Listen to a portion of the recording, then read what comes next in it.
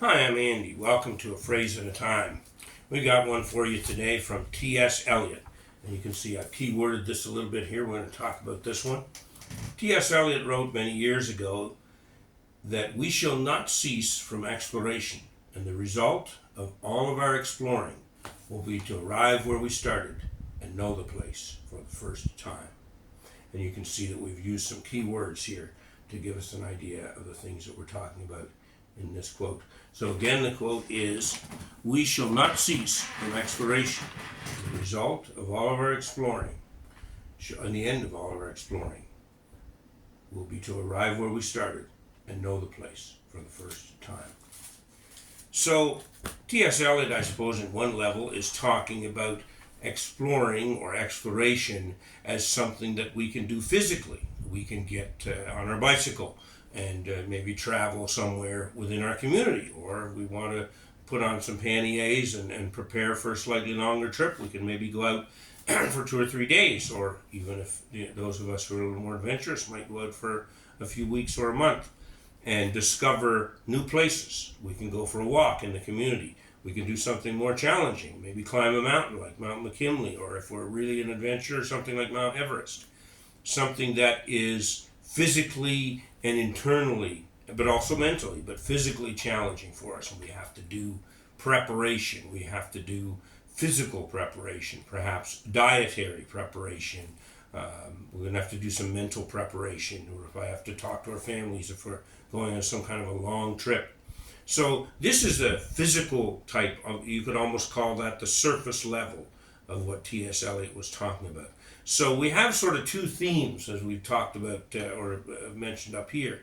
You can see is the exploration piece and the knowledge piece.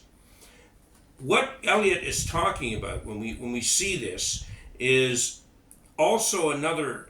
There's another level to this, which I think is important, and that level that he's telling us is it's an inner exploration, an exploration into ourselves, into the kind of people that we are and the kind of people that we can become.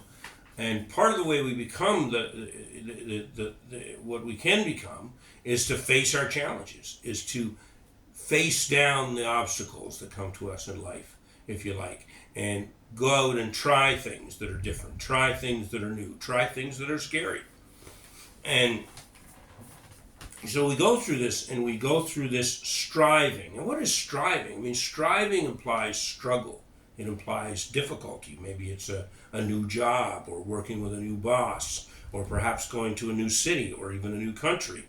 Or within the job we're in, accepting new challenges. It doesn't have to be that you're always going to have to go out onto this quest, if you like, something that is external to yourself. It can be working on challenges within yourself, or working on challenges in your existing job, trying to rise to a new level of performance, if you like. The idea is what we're doing is taking resources from within ourselves. So let's talk about how this works and what does he mean, especially by the end part, because it's rather interesting, isn't it? He starts off, he's saying, we shall not cease from exploration, or we shall not cease from this exploration. And some people have written this as striving. It's been quoted differently. And I think the striving and the exploration are similar. What you're talking about is the stretching and the pushing outwards of effort. So that is the work also within yourself that you're doing, to try to bring out the best that you have within. So we don't cease. We push and push ourselves to explore more and learn more and become better humans. And that's the exploration piece. And then once we're done, if you like, and this is interesting because you're never really finished if you think about this way, as long as you're alive.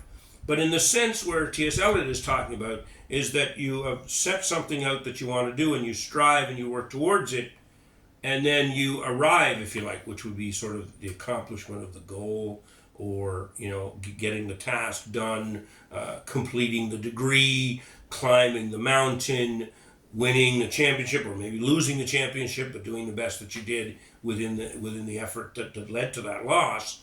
It doesn't necessarily have to mean you always have this big victory where you're on top of the hill, so to speak, because that doesn't always happen.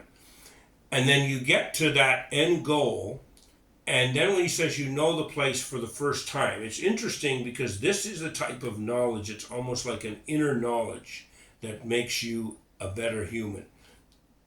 There's a story in the Bible about the Good Samaritan. I'm sorry, that's a little bit of a mistake there. There's a story in the Bible about the prodigal son. And the prodigal son does some really bad things, gambles a bunch of his money away, and kind of messes up his life.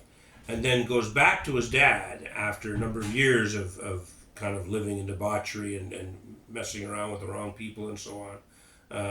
Kind of living in sin, if you like, and realizing that he's done wrong. And he goes back, and his father sees him in the distance. And he's come back, and he's saying, I'm very sorry, and I know I've done wrong, and I need to be a better person, a better son, a better human being.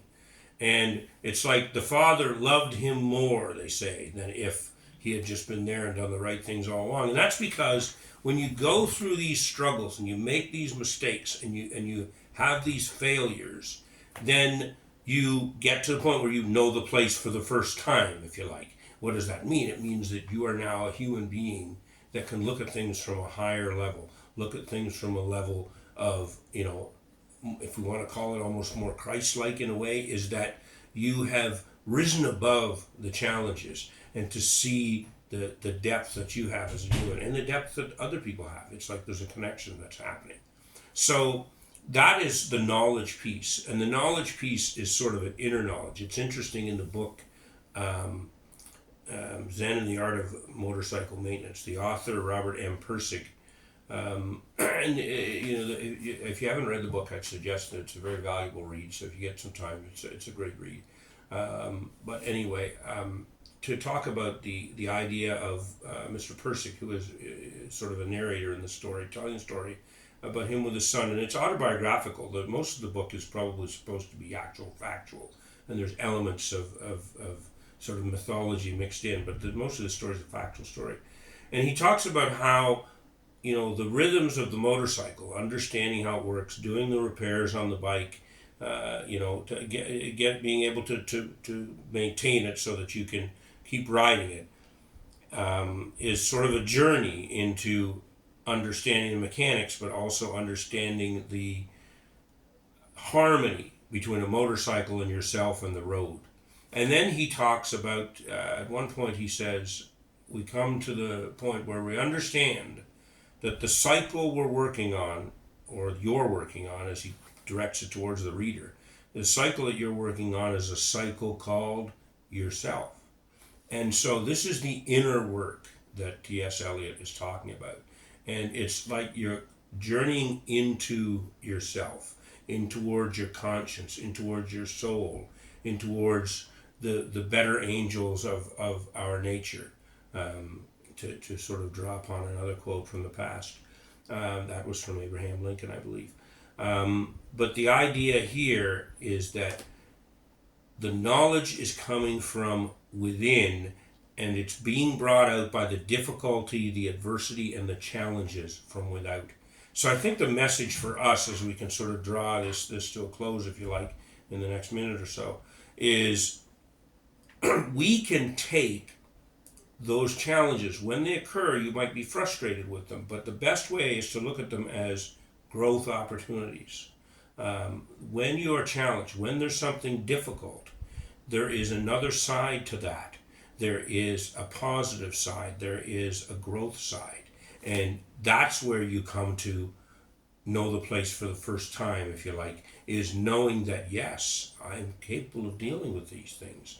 That, as the Bible said, God isn't going to give you a challenge more than you can handle. And if he does, he'll offer you a way out of it. So in other words, there's always a path. And this, I think, is the inner strength message that T.S. Eliot is trying to pass along. So essentially, keep at these things and be willing to face challenges, face difficulties, and look for the discovery, look for the learning, look for the opportunity that comes from those things. So I'm going to leave it there for now. We'll talk to you soon in the next one. This has been Andy for A Phrase at a Time. And please like, subscribe, and share this video if the message was valuable for you. God bless.